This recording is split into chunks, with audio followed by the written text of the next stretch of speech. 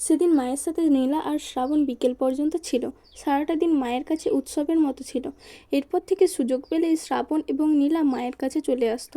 মায়ের জন্য এটা ওটা রান্না করে আনতো নীলা। কখনো তারা মাকে খাওয়াতো, কখনো মায়ের হাতে খেত। নীলাকে প্রতিবার সাথে নিয়ে আসতো শ্রাবণ। নীলাও মায়ের কাছে আসতে খুব আগ্রহী ছিল। শ্রাবণ এবং নীলার কাছে মা ছিল অনেকটা বাচ্চাদের মতো। মায়ের ছোট ছোট আবদারে তারা কখনো বিরক্ত না হয়ে বরং খুশিই হতো। মায়ের বাসায় নীলা শ্রাবণের নিয়মিত আসা যাওয়া, এটা সেটা কত কি রান্না করে আনা, একসাথে খাওয়া, শ্রাবণেরও নীলাদের বাসায় নিয়মিত কথা বলা, সব মিলিয়ে ভালোই যাচ্ছিল আর তাদের। সেই কারণে হয়তোবা তাদের সুসময়ের মানুষের পরিমাণ ভাগ্যের এবং মেরুদণ্ডটা পরিক্রমাও কম পরিমাণে থাকে। কিছুটা ছোট থাকে। শ্রাবণ এবং তার মা সেসব কিছু কিছু মানুষেরই অন্তর্ভুক্ত, তাই তো তাদের সুসময়ে পরিমাপে অনেক কম ছিল। দিনটি ছিল বসন্তের প্রথম দিন, পহেলা ফাগুন। বাঙালি যুবক যুবতীদের খুবই উৎসবমুখর একটি দিন। এদিনে যুবক যুবতীরা শাড়ি পাঞ্জাবি পরে ঘুরতে বের হয়, বিশেষ করে প্রেমিক প্রেমিকারা। শ্রাবণ নীলাও তার ব্যতিক্রম নয়। পহেলা ফাগুনকে সামনে রেখে তারাও ঠিক করে রেখেছিল কখন কোথায় যাবে, কি করবে, কোথায় ঘুরবে, কোথায় খাবে, আরও কত কি।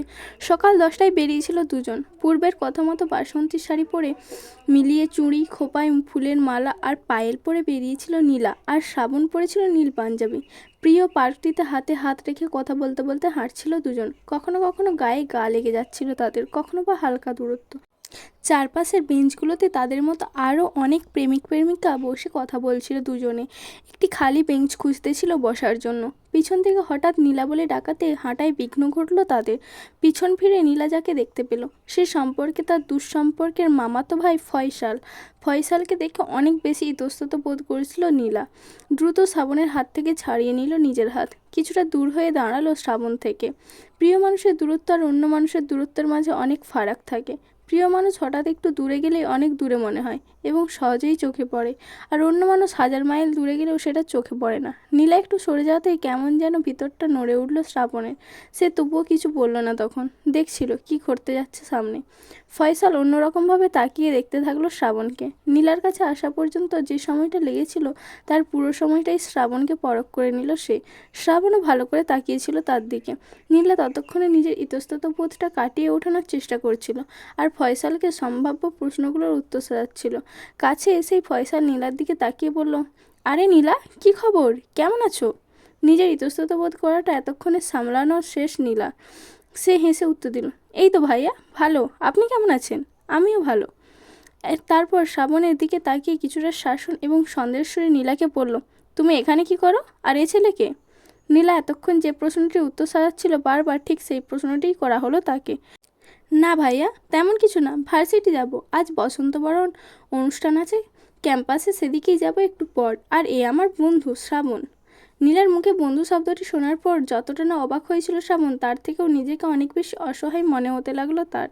যে নীলাকে সে সবার কাছে নিজের প্রিয়জন বলে পরিচয় দিত, অনেক খুশি হতো, আর সে নীলা তাকে প্রিয়জন বলতেও সংকোচ বোধ করছিল। সে তো কখনো নীলার বন্ধু হতে চায়নি। শ্রাবণের ভাবনার জগতে বাধা হলো সেই মামাতো ভাইটি। হাত মেলানোর জন্য হাত বাড়িয়ে দিয়ে নিজের নাম পরিচয় বলল নীলার মামাতো ভাই। শ্রাবণ শুধু তার নাম বলেছিল। ফয়সাল পড়াশোনা শেষ করে একটা বেসরকারি কোম্পানিতে চাকরি করত। নীলাকে অনেক আগ থেকে পছন্দ করত সে। নীলার বাসায় কয়েকবার প্রস্তাবও দিয়েছিল, তবে নীলা রাজি না থাকায় এগোতে পারেনি ফয়সাল। তবুও সে তখনও আগের আশা নিয়ে বসেছিল।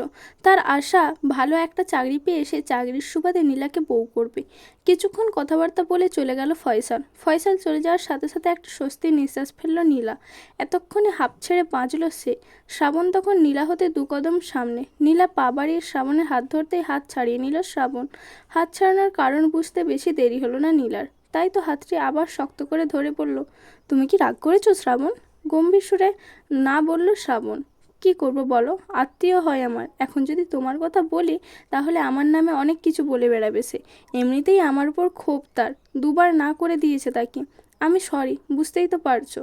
না, পারছি না, অনেকটাই চিৎকার করে বলল শ্রাবণ। শ্রাবণের এমন অবুঝের মতো ব্যবহারে কিছুটা বিরক্ত হলো নীলা। আর চারপাশে যারা ছিল তারা তাদের দিকে তাকিয়ে হাসাতে কিছুটা অপমানও বোধ করলো সে। তাই সেও কিছুটা রেগে গিয়ে বলল, তুমি এখন কি চাও? আমি সবাইকে বলে বেড়াই যে তুমি আমার বয়ফ্রেন্ড? তা কেন বলবে? আমার কথা বললে তো তোমার মান সম্মান চলে যাবে। আমি তো তোমার বন্ধু, বয়ফ্রেন্ড তো অন্য কেউ। অন্য কেউ মানে? কিছু না। এসবের মানে কি শ্রাবণ? বললাম তো কিছু না।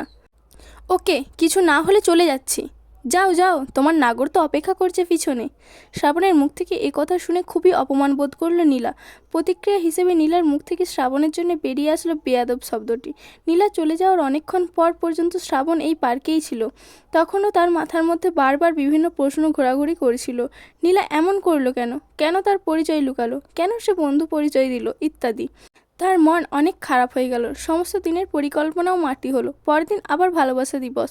ভেবে রেখেছিল পরদিনও ঘুরবে, অথচ সেদিন এভাবে ঝগড়া বেঁধে নীলা চলে গেল। কি করবে কিছু বুঝতে পারছিল না। না পেরে মায়ের কাছে চলে গেল।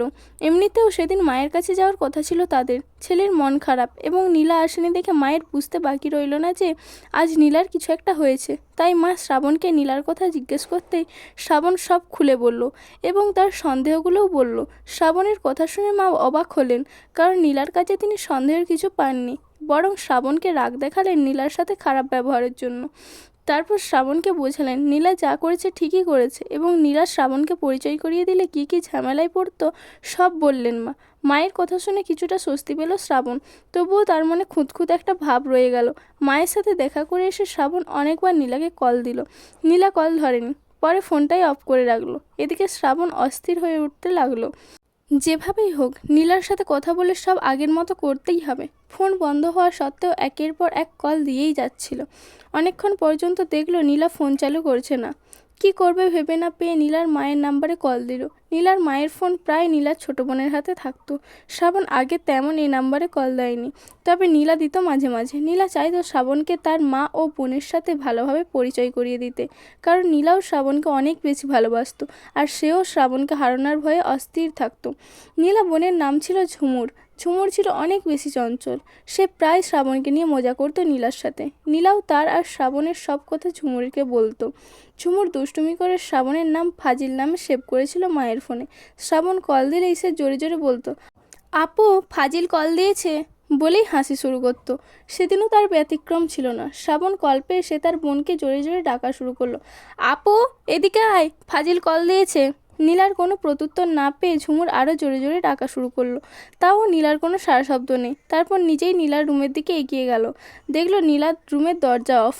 দরজার সামনে থেকেই নীলাকে ডাকা শুরু করলো সে, নীলাপু তোর ফাজিল কল দিয়েছে, ধর কথা বল। নীলা ততক্ষণ শুনেও চুপ ছিল। তারপর রেগে গিয়ে বলল, কল কেটে দে, তুই যা এখান থেকে। কেটে দেবো কেন? কি হয়েছে? কিছু হয়নি বললাম তো, যা এখান থেকে। আরে বারবার কল দিচ্ছে তো, দিতে থাকুক। কল তো ধরবি, তোর ইচ্ছে হলে তুই ধর। ধরে কি বলবো? ধরে প্রেম কর। আমার আর খেয়ে দে কাজ নেই তো, ফাজিলের সাথে প্রেম করব। শ্রাবণ তখনও কল দিয়েই যাচ্ছে। বারবার কল দেওয়ার পর ঝুমুর কল ধরলো। নীলা আর শ্রাবণের মাঝে কি হয়েছে জিজ্ঞাসা করতেই শ্রাবণ কেবল নীলার রাগ করার কথা বলল। সব শুনে ঝুমুর শ্রাবণকে ঝাড়ি দেওয়া শুরু করলো। শ্রাবণ কিছুক্ষণ চুপ করে রইল। তারপর বলল, আচ্ছা যা হওয়ার তো তাই হয়েই গেছে, এখন একটু আমার হয়ে তোমার আপুর কাছে সুপারিশ করো না। ঝুমুর হেসে বলল, করলে আমার কি লাভ? অনেক কিছু খাওয়াবো। কি খাওয়াবেন? তুমি যা চাও। ওকে ডান। কতদিন খাওয়াবেন? যতদিন আমার ওকালতি করবে। আমি কি উকিল নাকি? প্লিজ তাকে একটু বোঝাও না, ভাইয়ার ভুল হয়ে গেছে, আর এমনটা হবে না। ওকে দেখি, লক্ষ্মী শালিকা আমার। ওই শালিকা বললে কিছু বলবো না। তাহলে বড় আপু বলবেন। ওকে, কিন্তু তাকে বলো তাড়াতাড়ি কল দিতে। যে কাজ করেছেন মনে হয় না আজ আর কল দিবে। কি বলো? কাল তো তাকে নিয়ে বের হওয়ার কথা ছিল আর আজ মায়ের কাছে যাওয়ার কথা ছিল, কিন্তু সে তো চলে গেল। তাকে মায়ের কথা বলো, তাহলে রাগ কমিয়ে কথা বলবে। দেখি সব বলে, প্লিজ একটু সব বুঝিয়ে বলো। এখন প্লিজ বলেন কেন? কথা বলার সময় হুঁশ থাকে না? আসলে তখন রাগ আসছিল আর সন্দেহ হচ্ছিল। কি? আপনি আপুকে সন্দেহ করেন? না মানে কি? আর যেন এই কথা না শুনি। সন্দেহ করলে আমিও কিন্তু আর কথা বলবো না আপনার হয়ে। সন্দেহ খুব খারাপ জিনিস। সন্দেহের কারণে অনেক ভালো সম্পর্কও নষ্ট হয়ে যায়। আচ্ছা আর করবো না তো। ওকে, মনে থাকে যেন। ওকে। আন্টি কেমন আছে?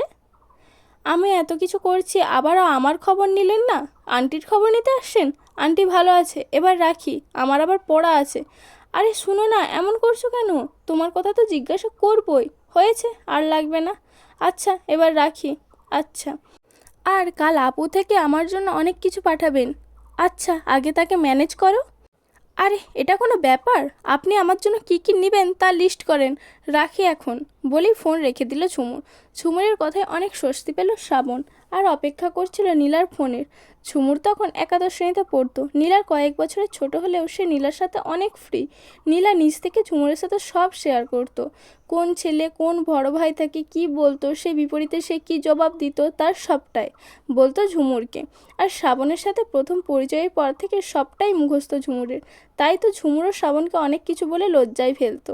শ্রাবণের সাথে যেদিন ঝুমুরের প্রথম পরিচয় করিয়ে দেওয়া হয় সেদিনই শ্রাবণকে নীলার জন্য উপযুক্ত মনে করতে লাগলো সে। অবশ্য নীলা শ্রাবণের উপর অনেক বেশি রাগ হয়েছিল ঝুমুরের। কথা ছিল ঝুমুরের কলেজের সামনে তারা দুজন ঝুমুরের জন্য অপেক্ষা করবে সেদিন। সে ক্লাস শেষ হয়ে বের হয়ে দেখা করবে। তার কাছে তখন কোনো ফোন ছিল না, কিন্তু নীলার শ্রাবণ এত দেরি করলো যে ঝুমুরের কলেজ ছুটি হওয়ার 20 মিনিট পর্যন্ত কলেজের সামনে তাকে দাঁড়িয়ে থাকতে হলো। ঝুমুর অত বেশি রাগ করতো না যদি ছেলেরা কলেজের সামনে তাকে একা দাঁড়ানো অবস্থায় দেখে অনেক বিরক্ত না করতো। বিষয়টাতে তার অনেক খারাপ এবং ভয় দুটোই লেগেছিল। তাই সে শ্রাবণ নীলার অপেক্ষা না করে বাজারের দিকে হাঁটা শুরু করলো। ভেবেছিল বাসায় চলে যাবে। বাজার এবং কলেজের মাঝপথেই শ্রাবণ নীলার সাথে তার দেখা। তারা তখন রিক্সা থেকে কলেজের দিকে যাচ্ছিল। নীলা ঝুমুরকে দেখতেই রিক্সা থেকে নেমে গেল।